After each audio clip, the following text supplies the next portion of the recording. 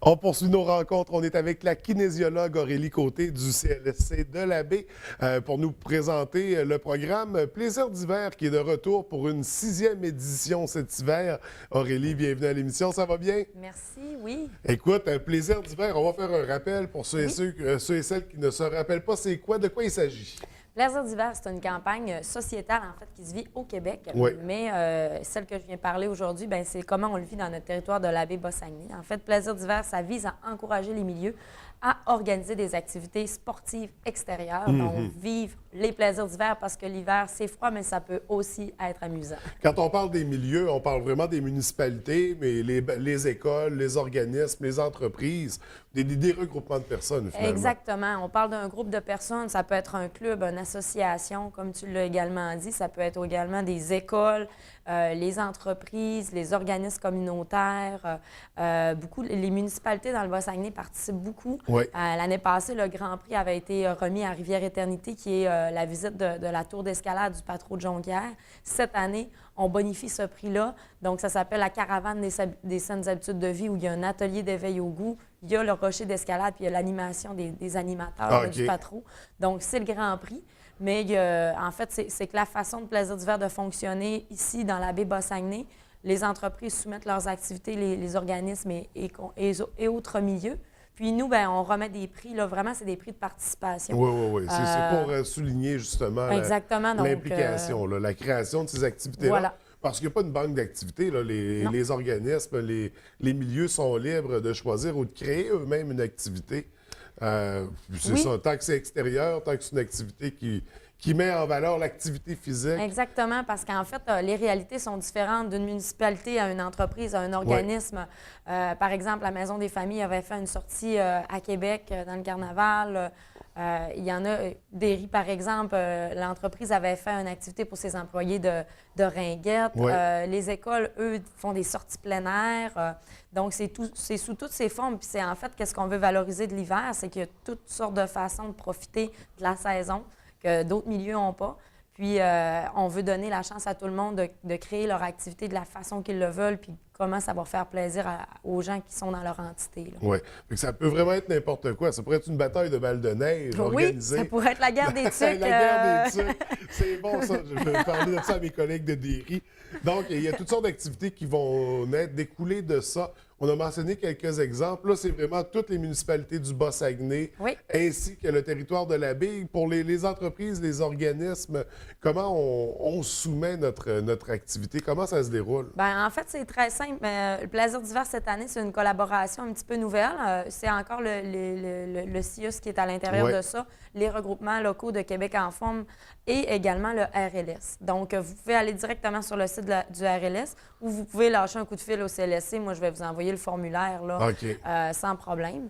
Dans le fond, il faut savoir que lorsque vous remplissez votre rapport d'activité, c'est très simple. Il n'y a pas de préinscription à faire. Seulement qu'à réaliser votre activité, répondre au petit questionnaire suite à l'activité, si c'est possible, quelques photos à envoyer pour s'assurer qu'il y a bel et bien eu une activité. Oui. Puis nous, on fait des tirages dans des catégories, par exemple la catégorie école, donc la catégorie scolaire, la catégorie entreprise, la catégorie municipalité, pour faire en sorte que chaque entité, si on veut, est dans le même concours que des entités semblables. Oui. Donc, mais de toute façon, qu'on gagne ou qu'on gagne pas, tout le monde est gagnant dans cette expérience-là.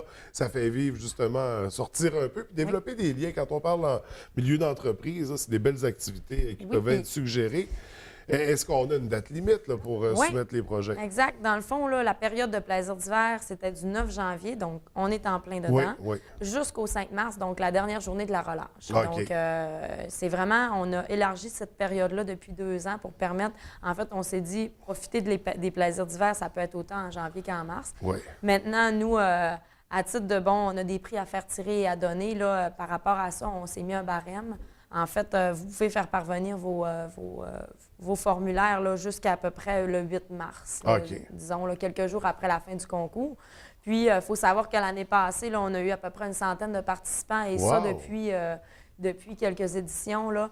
Donc, je pense que les gens commencent à connaître Plaisir d'hiver. Puis, en fin de compte, ben les prix, c'est une petite manière de vous donner une tape dans le dos puis de vous dire, ben continuez parce que c'est le fun de montrer cet exemple-là. Puis, ben nous, on récompense par rapport à ça. Mhm. Donc, beau programme qui est mis en place, puis qu'on voit que le taux de participation souligne bien la réussite de ce programme-là. On a donc jusqu'au 8 mars pour envoyer notre rapport d'activité, puis ça s'adresse vraiment à tous les milieux. Donc, il n'y a pas de raison de ne pas participer à ça. Ça fait passer du bon temps entre collègues ou entre amis.